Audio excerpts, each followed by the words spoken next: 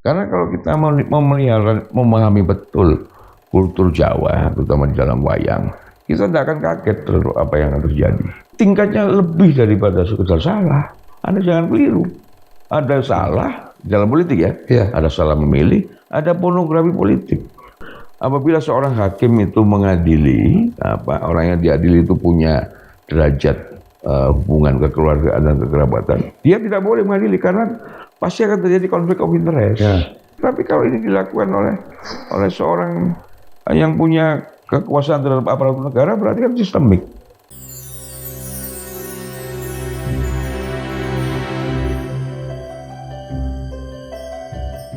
Sobat Forum, kita kembali lagi dengan Mas Gisman yang seorang yang multi talenta, seniman, meskipun nggak mau disebut budayawan, pegiat budaya, oke lah. Lalu pernah dosen, aktivis tulen, kelas kepala.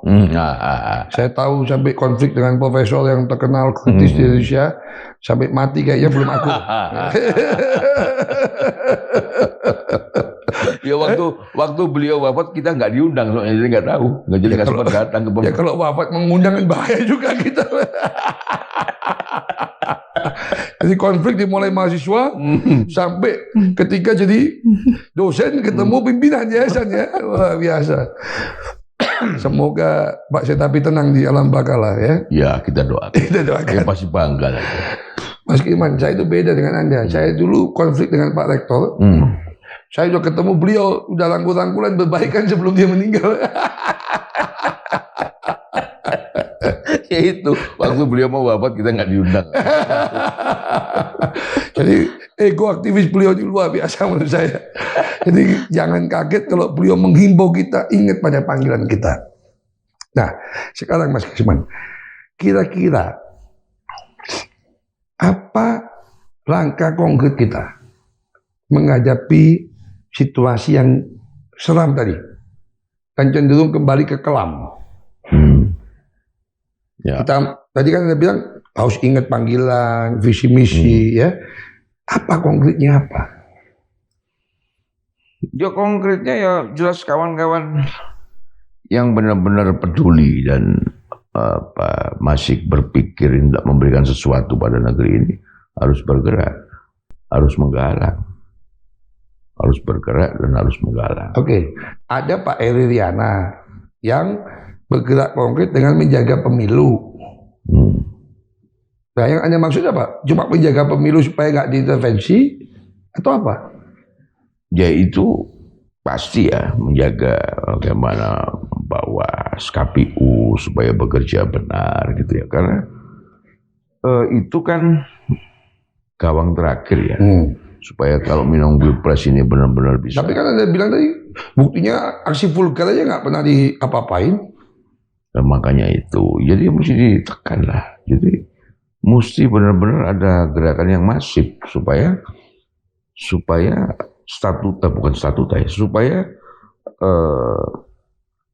aparatus negara yang menjaga pemilu, yang bertugas untuk mengawasi pemilu, yang bertugas untuk memverifikasi data suara yang masuk di pemilu, itu benar-benar bekerja dengan benar, tidak bekerja demi kepentingan, apalagi demi intervensi. Dalam kamu saya, menjaga pemilu itu hanya sikap netral, bukan movement konkret gitu.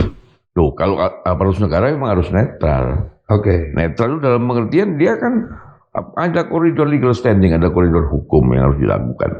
Nah, kawan-kawan aktivis ini menjaga itu supaya tidak ada kecurangan di dalam penghitungan suara, supaya benar-benar Bawaslu itu menegakkan aturan main yang sudah digariskan tentang aturan main di dalam pemilu. Lah, kalau misalnya ada tindakan yang itu melanggar undang-undang pemilu, melanggar etik, melanggar hukum ya, itu dibiarkan saja. Nah itu urusan buat kawan-kawan yang berpikir, urusan buat kawan-kawan untuk bergerak.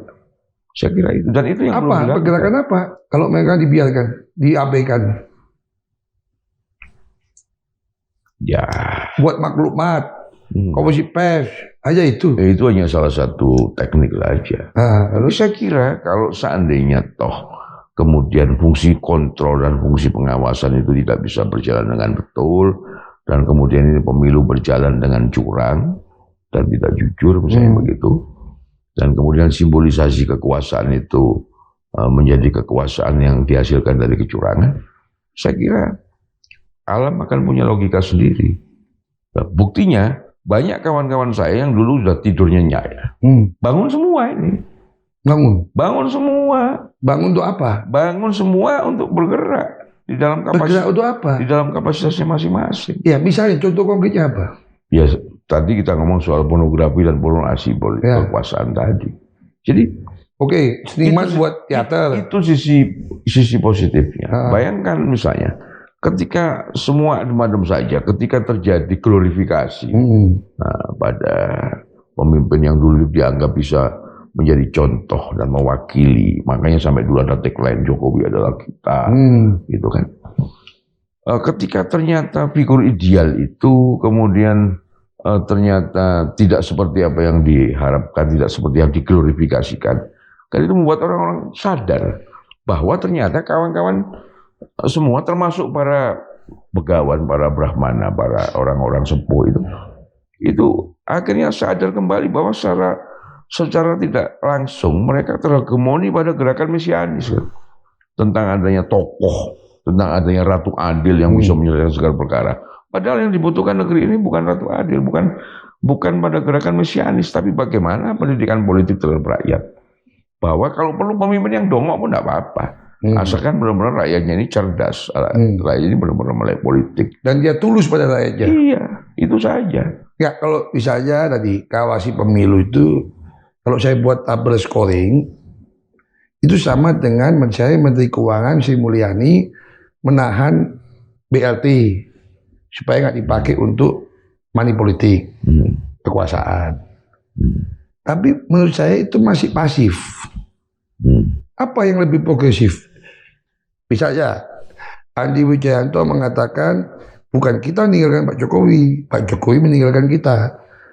Maka progresivitas Andi mendukung paslon nomor 3 dengan menjadi deputi politik 5.0 misalnya. Nah, menurut Anda, Krisman Hadi yang saya kenal progresif, apa langkah progresifnya apa? Menghukum kesalahan itu kan harus dihukum supaya dia tobat. Ya, tidak ada pilihan lain. Kita harus menangkan paslon nomor 3. Oh, buat saya begitu. Itu pilihan logis. Kenapa nggak nomor 1? Ya, ini kan soal bagaimana memilih dan bagaimana memilah, gitu ya. Saya melihat dari sisi track recordnya di situ ada Pak Mahfud, di situ ada Ganjar. Walaupun itu bukan figur sempurna ya, tapi dari segala sisi kekurangannya saya melihat figur nomor 3 itu yang paling mendekati lah pada kita, yang bisa mengartikulasikan apa yang dibutuhkan oleh rakyat. Bisa memenuhi menolak lupa ini. Saya kira begitu, apalagi misalnya dalam segala kekurangannya ya. Tapi Pak Mahfud misalnya, beliau punya kelebihan bagaimana soal penegakan hukum, bagaimana concern beliau terhadap keadilan. Saya kira itu menjadi catatan khusus. Jadi bagi saya pribadi, saya bukan ikut kampanye, tidak ya. Tapi setelah memilih dan memilah, saya kira adalah pilihan logis buat saya untuk memilih. Sebagai langkah konkret. Betul. Menghadapi pilihan iya, kekuasaan yang salah tadi. Begitu. Karena yang punya potensi besar untuk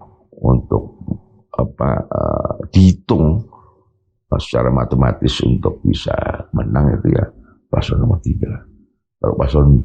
Loh, kok hitungan lembaga survei kok beda, kenapa? Ya, tadi Anda ngomong bahwa ketika kekuasaan itu secara masif digunakan. Saya nanya kok Anda yang ngomong itu kan bolak-balik juga. Nah, tadi kan Anda ngomong kan tidak apa-apa saya sih. Kan kalau saya tidak ngomong sumbernya kan juga tidak baik kan gitu ya. Anda kayaknya keberanian menurun kayaknya. Loh, ini bukan soal keberanian tapi soal etika. Oh, etika. Dari asal sumbernya dari mana? Saya kira Anda pakai itu kayak baterai itu apa namanya?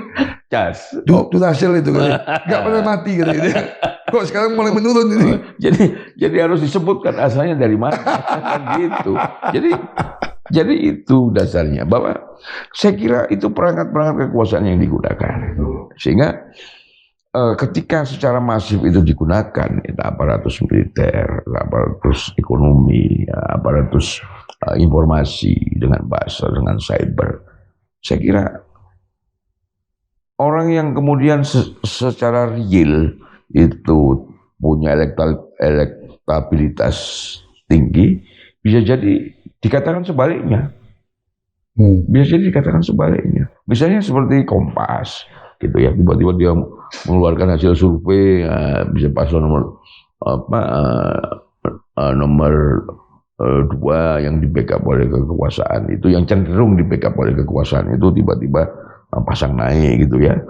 Pilihan yang logis nomor 3 tiba-tiba jatuh ke bawah. Ya bisa jadi kan ada sesuatu yang terjadi. Jadi menurut Anda Kompas bermain apa Kompas kooptasi?